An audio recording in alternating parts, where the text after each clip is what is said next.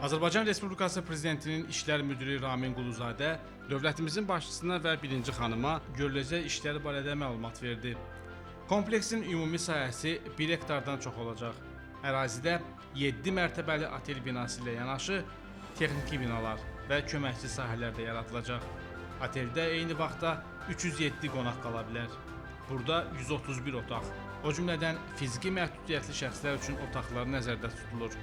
Otel binasında müxtəlif ictimai yaşayış obyektləri, kafe, restoran, tədbir və ziyafət zalı yaradılacaq.